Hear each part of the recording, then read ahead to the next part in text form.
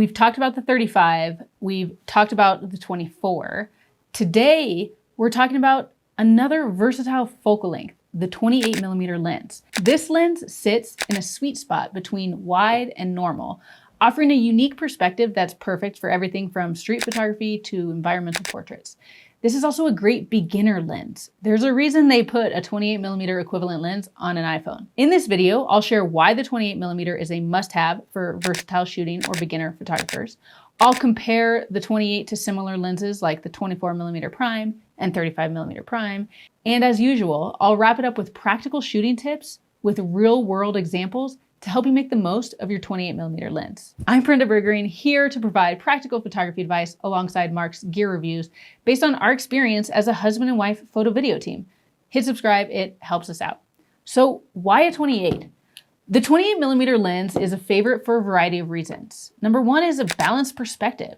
The 28mm offers a wider view than the standard 35, but it's not as extreme as the 24.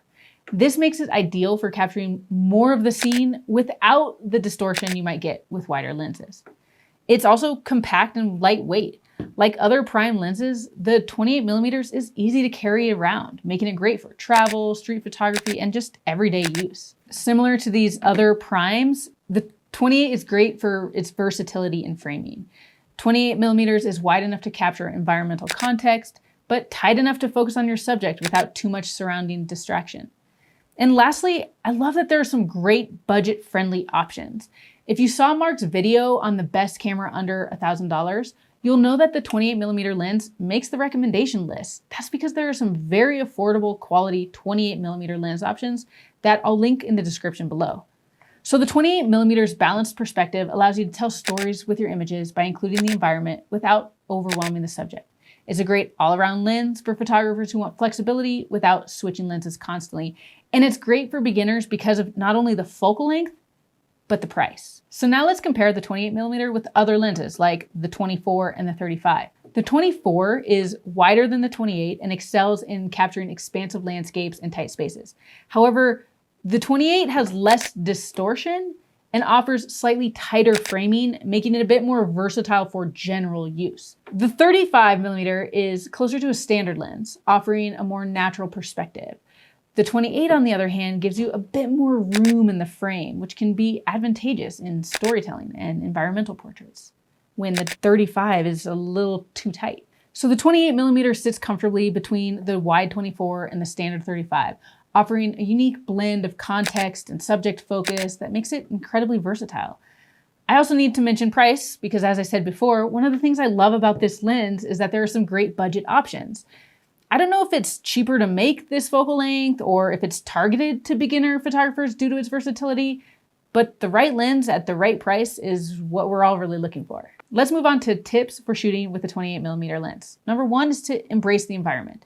The 28 is perfect for environmental portraits and storytelling shots like we've talked about, so be sure to include background elements that add context to your subject, but be mindful of how they interact with your subject in the frame. Number two, watch out for distortion. While the 28 has less distortion than wider lenses, you should still be careful with your framing. Keep your lens level and avoid placing important subjects too close to the edges of the frame. Use leading lines. The wide field of view of the 28 is great for emphasizing leading lines in your composition. Use natural lines in the scene like roads, railings, buildings to guide the viewer's eye through the image. And then experiment with depth of field.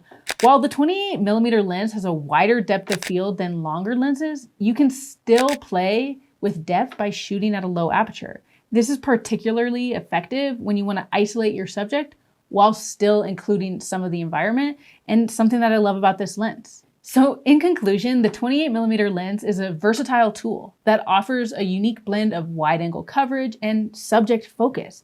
It's perfect for photographers who want to capture more of the scene without extreme distortion of wider lenses.